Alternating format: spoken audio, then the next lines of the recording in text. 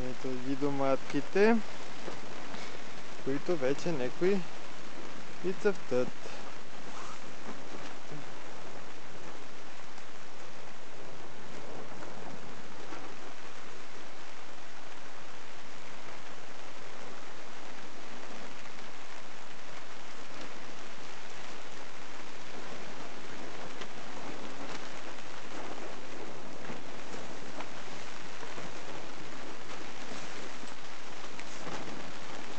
Цъфтат обаче и коловете, защото са от върби. И не им обелихме корите и ето какво се получава. Прифащат се. Така.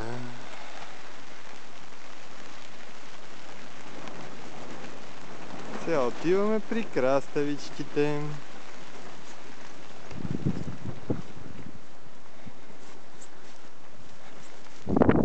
Това е градинката нагоре. Има овошки. А овошките по-нататък.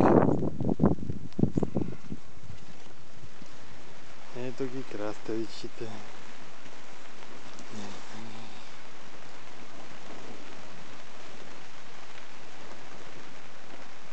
Така. И пипереца. Още са малки. Обаче.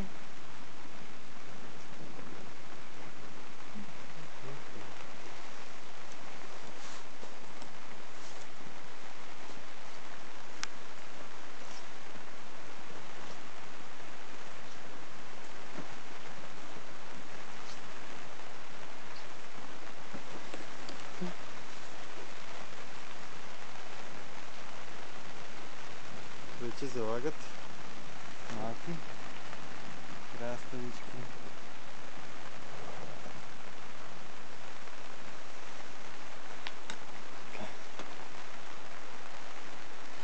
Това тук е малко бакла. Ето е баклата. Не е само за лична консумация. Какви шушурки прави баклата.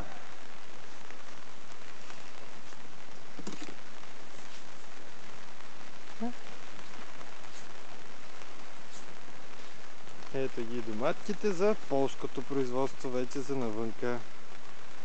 И те още някой друг ден да се оправи времето и отиват по места.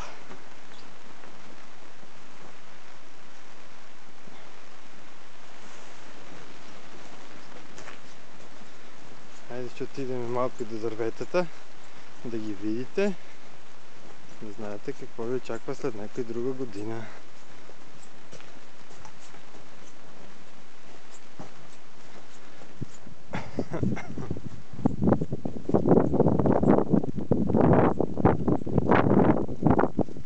Тия кални редове ще има зелен фасул.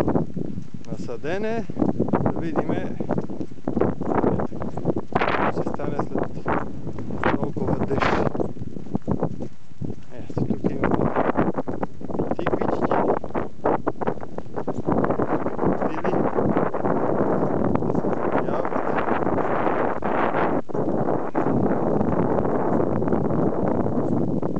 Тук имаме бадем. Това е бадем. Бадеми.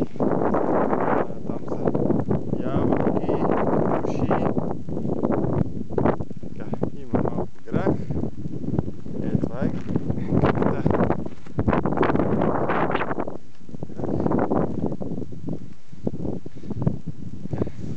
Това тук са диви капини, с които се бориме вече втора година. С матики. Ето това са ябълки. Това са круши. След някоя друга година това са сливи.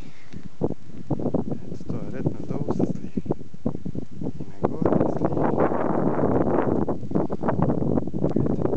И ние сме единствените градинари тук в цялото поле. Ни обикалят зърнопроизводители, с които с добра дума се разбрахме и си извоювахме местенцето, за да може и ние да имаме място под слънцето. Ами, това е. Ето тук, това са акации.